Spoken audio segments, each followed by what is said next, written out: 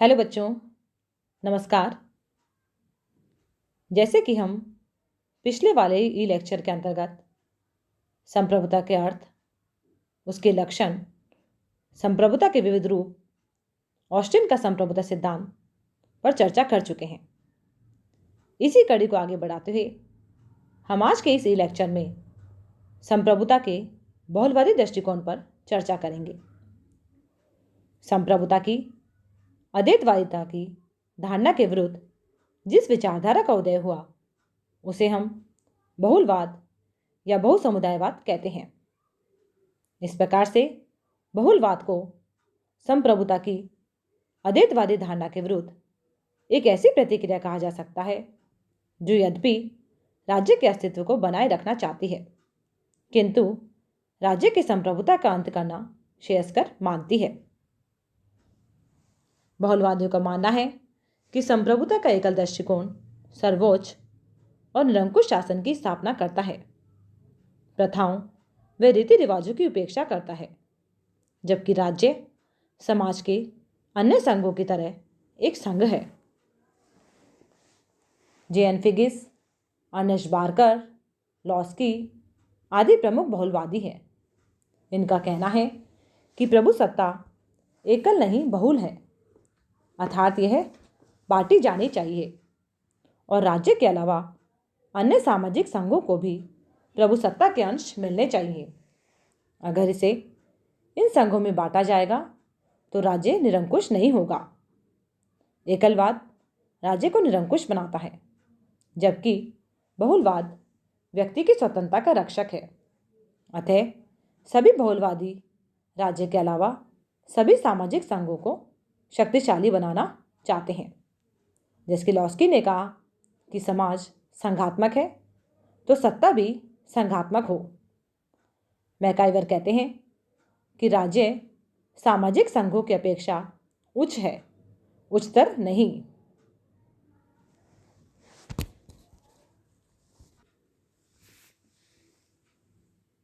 बहुलवाद की प्रमुख मान्यताएं।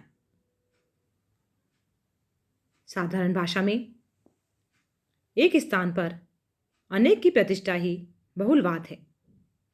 इस प्रकार से बहुलवाद वह मत और सिद्धांत है जिसके अनुसार समाज में एक संप्रभुता संपन्न सर्वोच्च सत्ताधारी राज्य के स्थान पर अपने अपने क्षेत्र में स्वतंत्र व राज्य के समकक्ष अनेक समुदाय के अस्तित्व का प्रतिपादन किया जाता है। ये समुदाय राज्य के अधीन न होकर उसके समकक्ष होने चाहिए और इस प्रकार से समाज का संगठन प्रभुता की दृष्टि से एकात्मक न होकर संघात्मक होना चाहिए। अन्य विचारधाराओं की भांति बहुलवाद की भी कुछ अपने सिद्धांत या मान्यताएं हैं जिनका कि उल्लेख इस प्रकार से किया जाता है। इसमें से पहला है बहुलवादी और राज्य। इसे हम इस प्रकार से देख सकते हैं कि बहुलवादी विचारक राज्य को दूसरे समुदाय की तुलना में शेष नहीं मानते।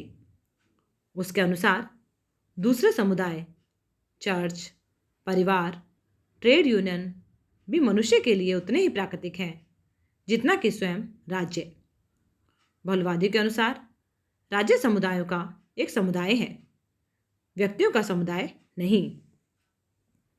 मानवीय जीवन की आवश्यकताएं बहुमुखी होती है और राज्य मनुष्य की समस्त आवश्यकता की पूर्ति नहीं कर सकता। इसी के कारण राज्य के अतिरिक्त अन्य समुदायों का भी उपयोगी अस्तित्व है। राज्य का कार्य मुख्यतः जीवन के राजनीतिक पहलू से संबंधित है और बहुलवादियों के अनुसार उसे अपने ही क्षेत्र तक सीमित रहना चाहिए, जिससे अन्य समुदाय स्वतंत्र रूप से व्यक्ति के जीवन के सभी पहलुओं का विकास कर सके। इस प्रकार से बहुलवाद इस बात का प्रतिपादन करता है कि अन्य समुदाय राज्य के ही समकक्ष है और राज्य के समान ही ये समुदाय अपने अपने क्षेत्र में पूर्ण शक्तिशाली होने चाहिए। इसी प्रकार से जो दूसरी मान्यता हम देखते हैं बहुलवाद की, वह है कि राज्य और समाज में अंतर, यानी कि बहुलवादियों के अनुसार राज्य और समाज एक नहीं है। जैसे कि आदर्शवादी अथवा सर्वाधिकारवादी मानते हैं। बहुलवादियों के अनुसार फासीवादी विचारकों का यह कथन गलत है कि सभी कुछ राज्य के अंतर्गत है और राज्य के बाहर तथा राज्य के विरुद्ध कुछ नहीं है। बहुलवाद राज्य को अन्य समुदाय के समान ही एक समुदाय मानता है और समाज को राज्य की तुलना में बहुत अधिक व्यापक संगठन बताता है। राज्य समाज का एक ऐसा अंग मात्र है जो उद्देश्य और कार्यक्षेत्र की दृष्टि से समाज का सहगामी नहीं हो सकता। इस संबंध में मैकाइवर ने लिखा है कि राज्य एक ऐसा संगठन है जिसे समाज का समकालीन या समविस्तार वाला नहीं कहा जा सकता। राज्य का निर्माण तो समाज के अंतर्गत एक निश्चित व्यवस्था के रूप में कुछ विशेष उद्देश्यों की प्राप्ति हेतु किया गया है।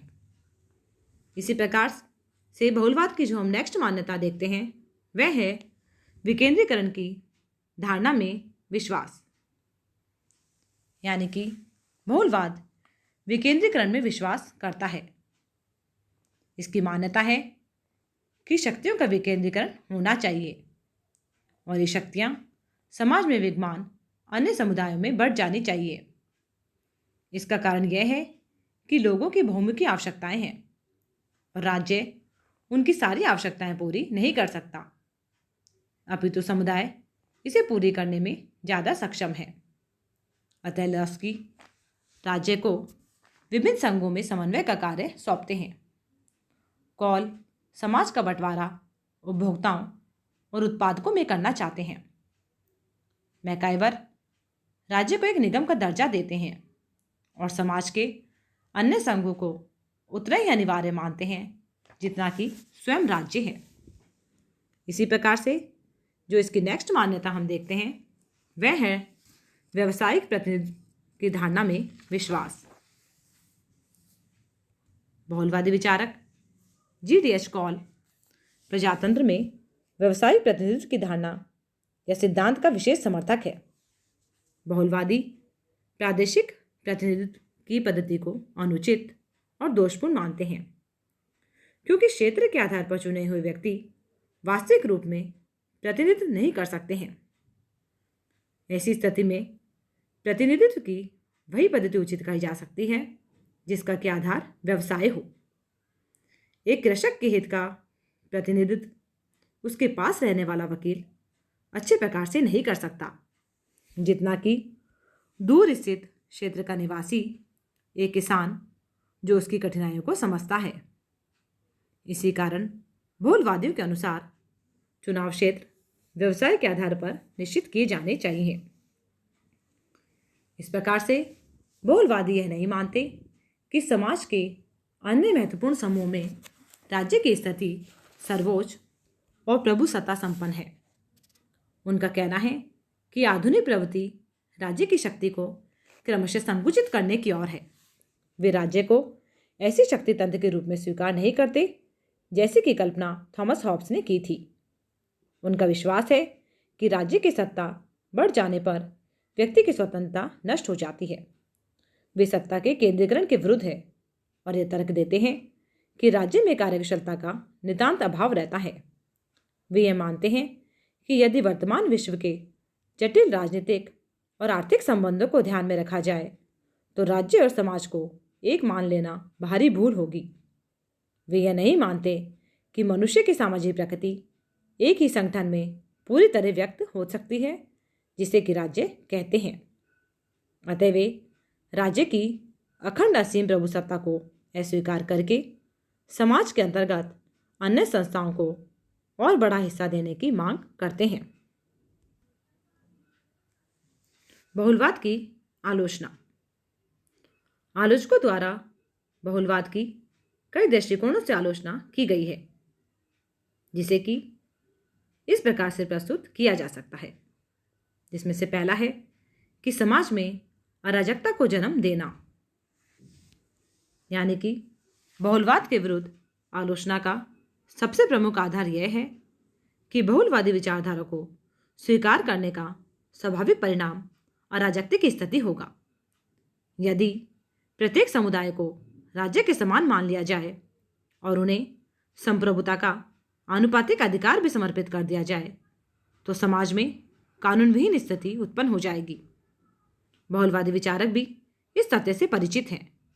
इसी कारण संप्रभुता समुदाय में विभाजन करने के बाद भी बहुलवाद राज्य को समाज के विभिन्न समुदायों में समन्वय और सामंजस्य स्थापित करने की शक्ति प्रदान करता है, किंतु राज्य के द्वारा उस समय तक इस प्रकार का कार्य नहीं किया जा सकता जब तक कि उसे वैधानिक दृष्टि से सर्वोच्च स्थिति प्राप्त ना हो।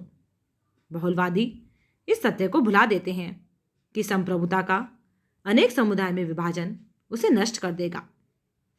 यदि राज्य को विभिन्न समुदायों में संतुलन और सामंजस्य स्थापित करना हो तो उसे संप्रभुता प्रदान करना आवश्यक हो जाता है, और यदि बहुलवादी विचारधारा के अनुसार संप्रभुता का विभाजन कर दिया जाए तो उसका परिणाम अराजकता की स्थिति होगा। इसी प्रकार से बहुलवाद की आलोचना का दूसरा कारण यह रहा कि यह अंतर्विरोधी धारणा है, अर्थात बहुलवाद अंतर्विरोधों से भरा हुआ है। बहुलवाद के विरुद्ध यह गंभीर बात है कि बहुलवादी विचारधारा अंतर्विरोधों से भरी पड़ी है। बहुलवादी सैद्धांतिक रूप से तो राज्य की शक्तियों को कम करके उसे अन्य समुदायों के साथ समता प्रदान करते हैं, किंतु जब वे व्यवहार पर आते हैं तो यह स्वीकार करते हैं कि किसी एक संस्था को संप्रभु बनाए बिना राजनीतिक समाज की कल्पना नहीं की जा सकती। इस प्रकार से परोक्ष रूप में राज्य की संप्रभुता को स्वीकार कर लेते हैं। यह बात सभी बहुलवादी विचारकों में देखी जा सकती है। गियर्क ने राज्य की विशेष स्थिति स्वीकार करते हुए कहा है कि उसकी इच्छा संपूर्ण जनहित का प्रतिनिधित्व करती है और राज्य अन्य सामाजिक संस्थाओं से अपनी स्थिति की उच्चता के कारण भिन्न है। बारकर तथा लॉस्की यह भी मानते हैं कि समूह का संगठन राज्य द्वारा ही निर्धारित होगा। इसी प्रकार से बहुलवाद की आलोचना का जो तीसरा कारण रहा वह यह है कि राज्य अन्य समुदायों के समक्ष नहीं है, यानी कि बहुलवादी विचारधारा के विरुद्ध एक महत्वपूर्ण तर्क यह है कि इस विचारधारा में समाज के सभी समुदायों को समान स्तर का मान लिया गया है। प्रत्येक समुदाय को राज्य के समान मान लेना बहुलवादियों की एक भारी भूल है। वास्तव में राज्य संस्था के अपने विशेष कार्यों के कारण उसकी स्थिति अन्य सभी समुदायों से भिन्न और विशेष होती है।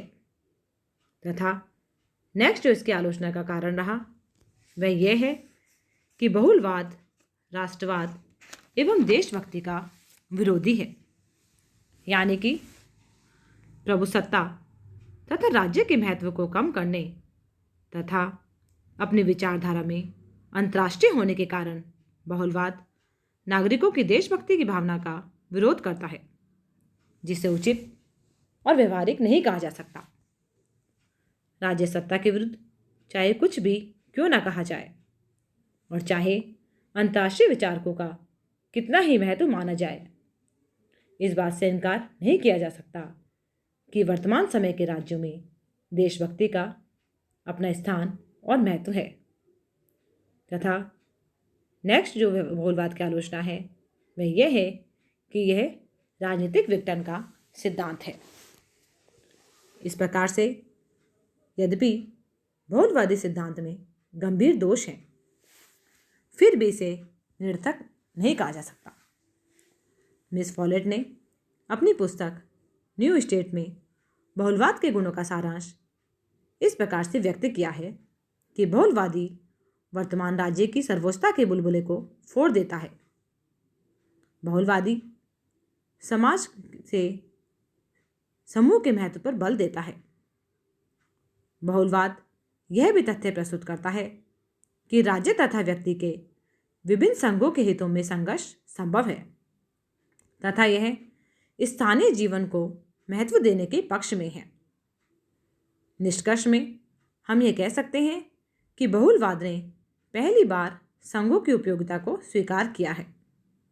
निसंदेह राज्य को लोगों के मामले में अनावश्यक हस्तक्षेप नहीं करना चाहिए, परंतु दूसरी ओर बहुलवाद का दृष्टिकोण गलत है कि प्रभु सत्ता का विभाजन कर देना चाहिए।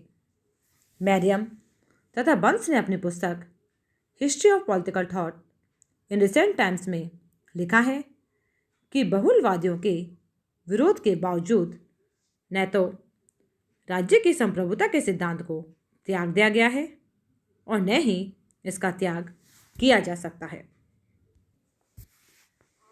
इस प्रकार से आज के इस वीडियो में इतना ही। धन्यवाद।